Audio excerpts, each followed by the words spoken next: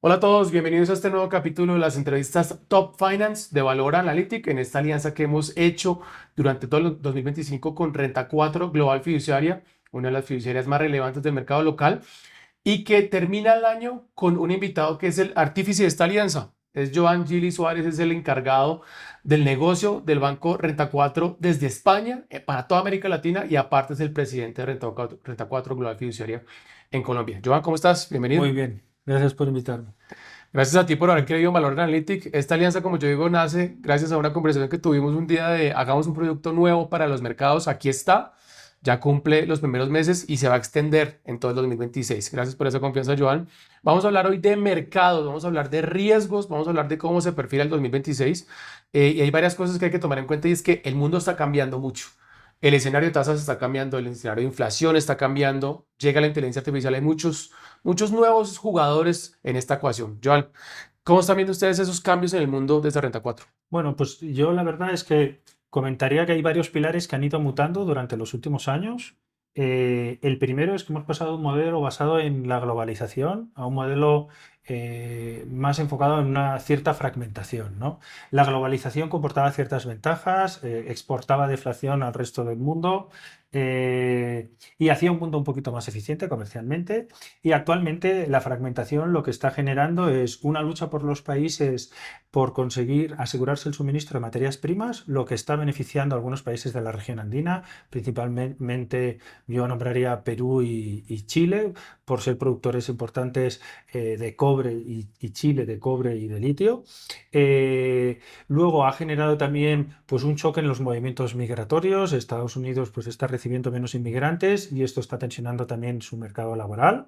Y todo el tema de los aranceles, que realmente ha acabado teniendo un impacto en inflación menor a lo previsto por una razón que no es tan positiva, que ha sido el hecho de que pues, la subida de los aranceles ha aumentado los precios, ha deprimido el consumo y esa caída de actividad económica ha compensado el impacto inflacionario, ¿no? Ujú. Por otro lado, podríamos hablar de que estábamos acostumbrados a un entorno de inflación muy baja y ahora estamos en un entorno de inflación resiliente, ¿no? Hemos visto durante este año que las expectativas que había para el conjunto del ejercicio pues, eran más moderadas de lo que ha acabado siendo la inflación y nos encontramos en un entorno de una inflación que podríamos llamar resiliente, ¿no? Los bancos centrales no han sido capaces de poner en línea de las expectativas que ellos quieren la inflación objetivo, ¿no? Y también hablaríamos del tema de tasas. Las tasas que teníamos hace 5 o 6 años, pues en Europa, en Estados Unidos, estábamos acostumbrados a un entorno de tasas cero, incluso tasas negativas, y hoy en día estamos en un entorno de tasas mucho más altas. Esto se acaba explicando por los dos hechos que hemos explicado antes, ¿no? Ujú. El tema de una inflación más resiliente provoca que los bancos centrales tengan que tener una política monetaria menos expansiva. Incluso este año también hemos observado como que, aunque los bancos centrales han ido bajando tasas, eso no se ha trasladado tanto en la curva de tasas a largo plazo porque existe también un miedo a unos déficits estructurales que están siendo muy difíciles de controlar. De hecho, por ejemplo, en Estados Unidos nosotros no esperamos que el déficit fiscal baje del 5% en lo que queda de década. Y finalmente yo creo que el nuevo jugador a nivel global ha sido todo el tema de inteligencia artificial, ¿no? Había un estudio de Harvard que comentaba que en el primer semestre de 2025 el CAPEX derivado de inteligencia artificial explicaba el 92% del crecimiento de Estados Unidos, ¿no? Realmente en el conjunto del año va a acabar siendo mucho menos, pero sí que realmente es lo que ha movido a los mercados y lo que ha generado el flujo de inversión más potente y ha conseguido que Estados Unidos pues, pueda aguantar pues, el efecto retroactivo que tenía, restrictivo que tenía el tema de aranceles, ¿no? Claro, ahí hay dos puntos para resaltar, Joan, y es, la inflación se está volviendo más persistente. Lo hemos visto en Colombia, había una expectativa de que la inflación bajara mucho más rápido y esa expectativa no se materializó y por consiguiente las tasas están más altas, están en 9,25 a cierre de 2025 y la expectativa ahora es que en los próximos meses puedan subir, o sea, el escenario realmente cambió muy rápido, pero Joan, hablemos del escenario base que tienen ustedes en 34 para 2026, sobre todo en los países que guían la economía todavía, Estados Unidos, China, Europa, y cómo le va a pegar eso a Colombia. Vale, pues si te parece, te damos un poco el outlook que tenemos 2025-2026. En Estados Unidos realmente esperamos que el crecimiento en 2025 cierre en niveles del 2%. Para el año entrante, pues vamos a tener unas cifras relativamente similares. Los catalizadores en Estados Unidos serán políticas fiscales expansivas, una política también de regulación importante por el gobierno actual y el fuerte CAPEX en inteligencia artificial que será superior incluso al de 2025. La FED esperamos que pueda bajar tasas un par de veces, serían 25 o 50 básicos, ese es el escenario base que tiene hoy en día el mercado, y unos déficits fiscales que van a ser muy amplios, muy por encima del 5%, tanto en 2025 como en 2026. Ujú. Para la bolsa norteamericana, pues tenemos un precio objetivo en el escenario base no muy por encima de los niveles actuales. El precio Ok. objetivo nuestro está en niveles de 7.000 puntos, con una expectativa de crecimiento del beneficio de alrededor del 14%. Y podríamos tener una valoración más optimista en un escenario en el que tuviéramos una expansión de múltiplos, que el PER pasara de 23,5 a 25, perdón que estoy siendo un poco técnico, y el BPA subiera del 14% al más 16%. Ahí podríamos ver pues, el SP500 en niveles de 7.850. En Europa, ¿qué estamos vislumbrando? Pues un crecimiento del 1,1-1,2% en 2025 y muy similar en 2026. Ahí el catalizador en Europa será el gasto en defensa y el gran plan de infraestructuras que tiene Alemania. Que podría hacer que la economía alemana pues, llegara a crecer alrededor del 1,5%. Para las bolsas, ¿qué estamos viendo? El Stoxx hoy está en niveles de 580. Esperamos que podría, en el escenario base, con un crecimiento de beneficios que se estima del 12%, sin expansión de múltiplos, podríamos estar en niveles de 640 a final de año. Si hubiera algo de expansión de múltiplos y el incremento de beneficio fuera en lugar del 12, el 14%, podríamos estar en niveles cercanos a 700. Luego, comentando China, China es 2025 yo creo que un crecimiento alrededor del 5%, para el año que viene el crecimiento es alrededor del 4,5%, ahí el lastre probablemente va a continuar siendo el consumo, el sector inmobiliario que le cuesta recuperarse y el plan quinquenal de China para 2026-2030 que estará basado en la autosuficiencia tecnológica e inversión en innovación, ¿no? Esto va a implicar un déficit fiscal abultadísimo, pero probablemente pues sí que tengan éxito en conseguir reactivar la economía y tener un crecimiento pues entre el 4,5 y podría ser que se acercaran a niveles del 5% para 2026. Para la región andina el Sí. escenario es un poquito diferente, ¿no? Realmente Colombia ha sorprendido al alza con niveles de crecimiento. Este año pues van a estar cerca del 3% y para el año que viene yo creo que van a estar en niveles similares. Perú probablemente va a estar en niveles de crecimiento del 2,5% y Chile el 2% o un poquito más. La inflación en Colombia va a continuar teniendo problemas para contenerse. Ahí comentar el tema de los incrementos de salario mínimo, que aún no se conocen, pero todo el mundo está descontando que van a ser incrementos de doble dígito Ujú. y eso haría que la inflación pues, se quede en niveles del 4,6%, que es una bajada muy poco sustancial con respecto al 5% que se espera que cierre en 2025. La inflación en Chile pues controlada, pero aún un poquito por encima de lo ideal, estaría a niveles del 3% y en Perú sí que la inflación está muy controlada con una inflación a niveles del 2%. Renta 4 dentro de lo que es el asset allocation de emerging markets, estamos en neutral, tanto en Perú como en Chile. Ahí vemos los catalizadores que va a ser, lo comentábamos antes del tema de la fragmentación, pues continuaremos viendo que va a estar fuerte es el precio del cobre. Y eso va a ser un catalizador importante para Chile y Perú.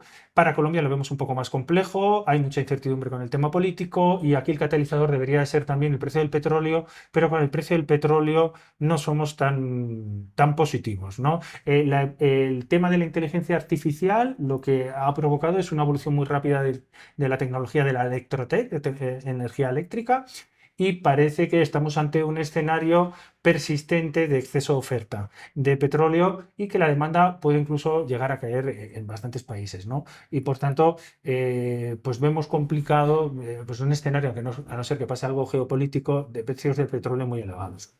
Sí, ahí para retomar lo que acabas de decir, Joan, es la inflación en Colombia, pese a que va a estar entre 5, 4,5, 5 en 2025 y 2026, sigue estando al doble de lo que está en otros países. Está a más del doble de lo que está en Perú y casi el doble de lo que está en Chile, que son países comparables en la región.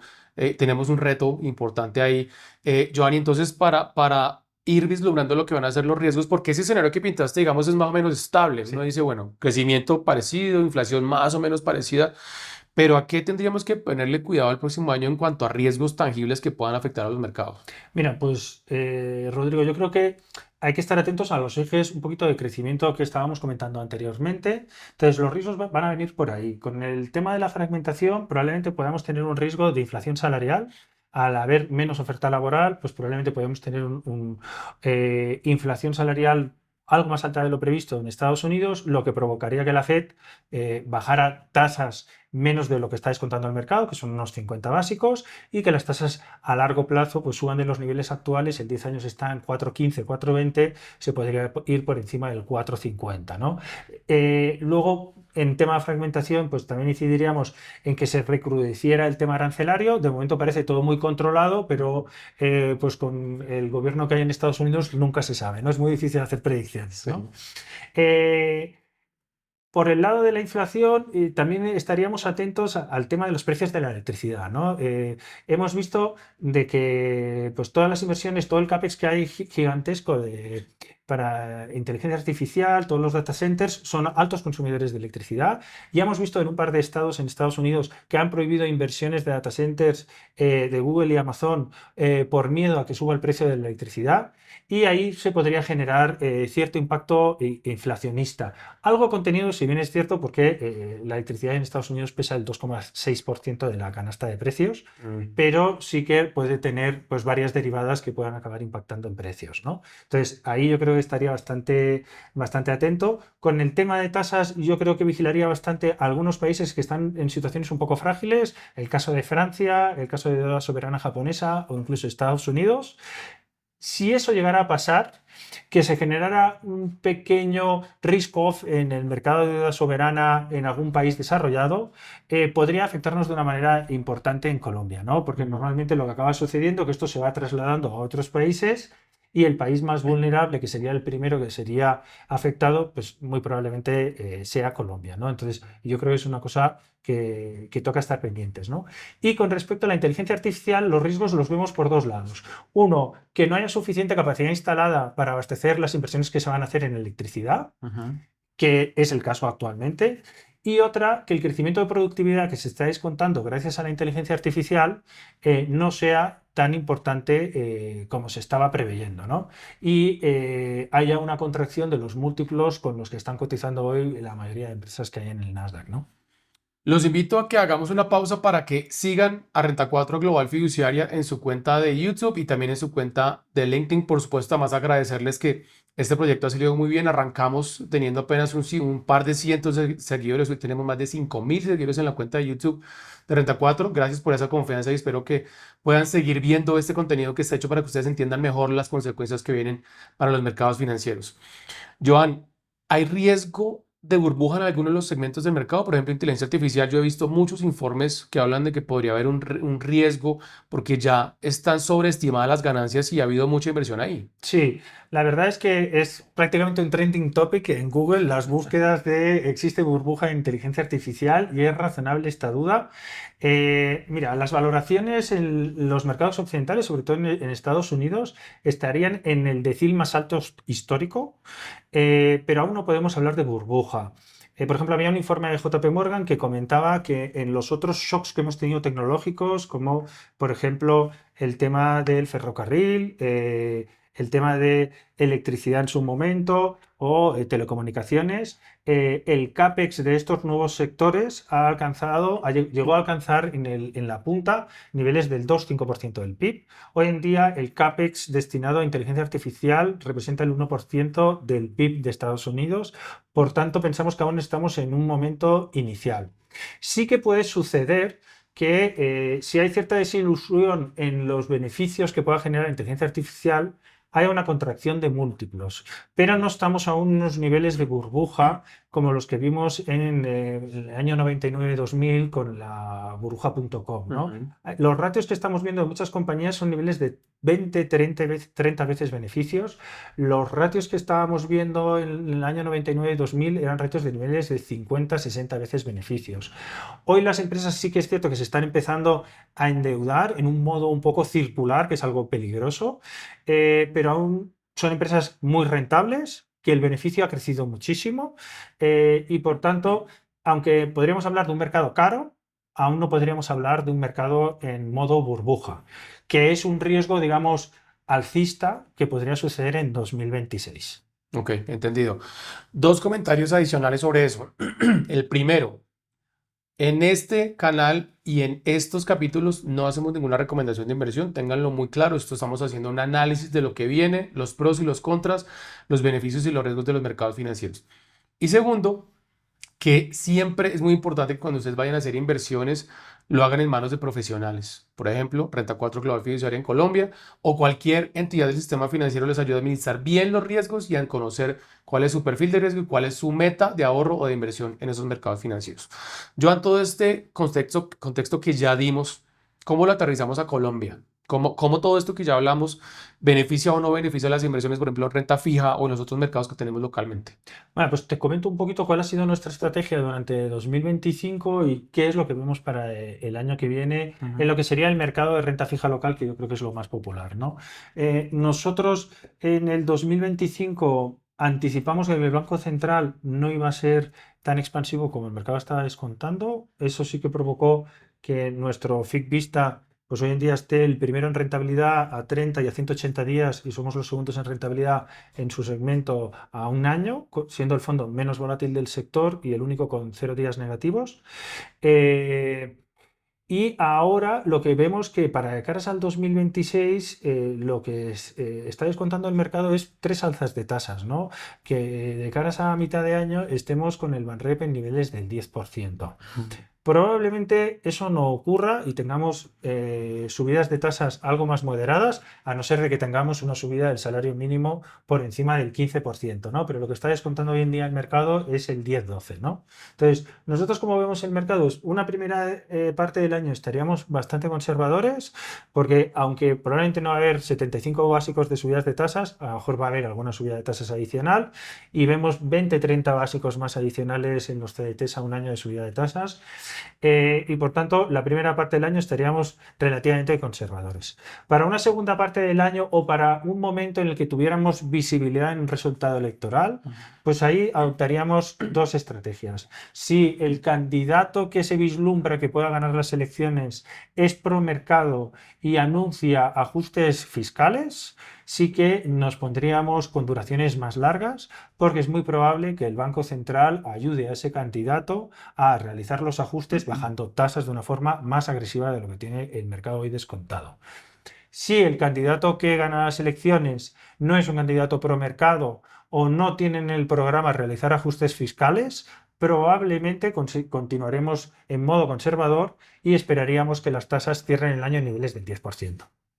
En ese caso que está comentando Joan de cómo puede comportarse el mercado durante el primer semestre, durante el segundo semestre, es bien importante tener en cuenta que en marzo, la primera semana de marzo, van a ser las elecciones para elegir nuevo Congreso en Colombia, que obviamente ahí se van a empezar a medir las fuerzas de cómo va a tener respaldo o no el gobierno que llegue para pasar sus reformas en el legislativo colombiano. Y luego vamos a tener a finales de mayo la primera vuelta presidencial y luego se decanta en una segunda vuelta a la que van a ir los dos candidatos que tengan las votaciones más altas en caso de que ninguno logre la mayoría absoluta.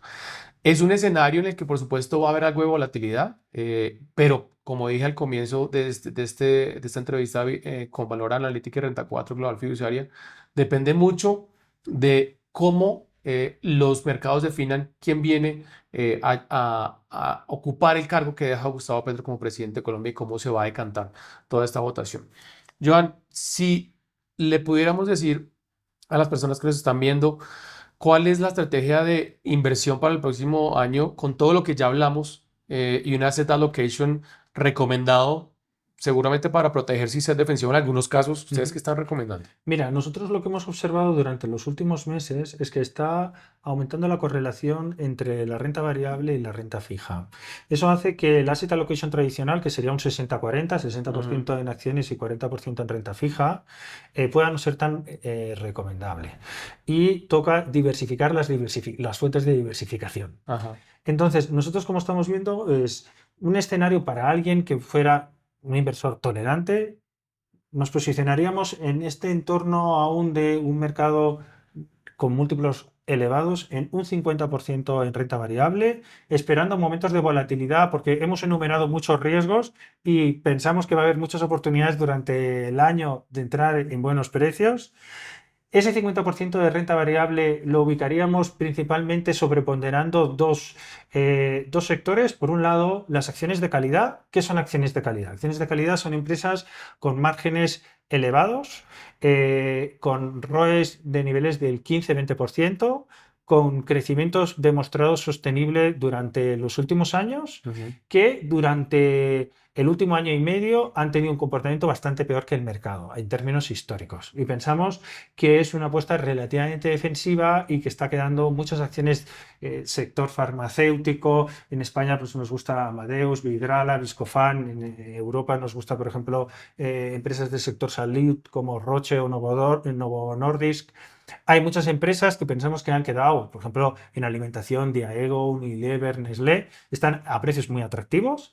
Y luego la otra parte que estaríamos sobreponderando sería empresas relacionadas con inteligencia artificial. Hoy en día hay que entender que el 70% del dinero invertido en renta variable en Estados Unidos es inversión pasiva y el 50% del dinero invertido en renta variable en Europa es inversión pasiva. Por tanto, todo el dinero que entra en renta variable va a ir a alimentar los magníficos 7. ¿De acuerdo? Entonces, es probable de que este tipo de compañías, todas las que están vinculadas a energía, a inteligencia artificial, a tecnología, electrotech, podríamos llamar, o empresas que anuncien incrementos de productividad gracias a inteligencia artificial, vayan a tener un buen comportamiento durante 2026.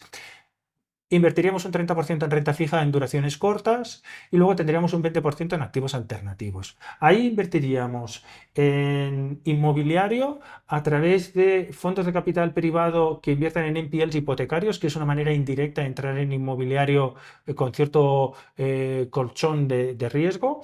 Y en Private Equity, Low Mid Market, Buyout Growth en Europa, que pensamos que va a tener un comportamiento algo mejor que en Estados Unidos. Ok. Para que podamos ver otro escenario de lo que puede ser el 2026, los invito a que estén revisando los capítulos del canal porque subimos hace muy poco un capítulo que habla específicamente sobre el dólar y lo que va a pasar en los primeros meses de 2026 por las elecciones, como ya dijimos, entre marzo y junio, y cómo va a reaccionar el dólar posiblemente después de las elecciones. Chequéenlo, está muy interesante porque hay varias posiciones de lo que va a ser el comportamiento del dólar en Colombia el próximo año. Finalmente, Joan, ¿qué están viendo ustedes para ese rubro específico del dólar? Lo que hemos visto en los informes es que muy poca volatilidad a la espera de las definiciones electorales, niveles entre 3.700 y 4.000, no hay un gran driver ahí. ¿Ustedes qué están esperando? Mira, con el dólar euro, que es como el principal cruce de divisas, pensamos que podríamos ver el dólar en niveles de 1,20, 1,25. Estamos en un ciclo expansivo de la Reserva Federal. El Banco Central Europeo no va a bajar más tasas y probablemente si el programa de infraestructuras alemán genera algo de inflación, el Banco Central va a subir tasas antes del final de año. Y aquí en Colombia yo pienso que puede ser una oportunidad ahora de comprar dólares. Va a haber bastante volatilidad esta primera parte del año.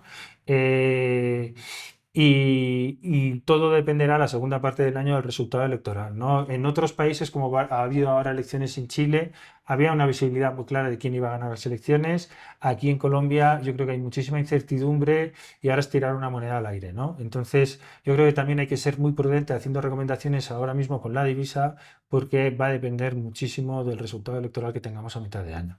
Así es, Joan, gracias por tu tiempo. Gracias a vosotros. Además, gracias por apoyar a Valor Analytics en este proyecto y les anunciamos desde ya que el proyecto se mantiene durante 2026, de hecho se va a agrandar, vamos a hacer más capítulos con temas especiales de mercados financieros y desde ya les deseamos unas felices fiestas y un gran 2026. Un abrazo para todos.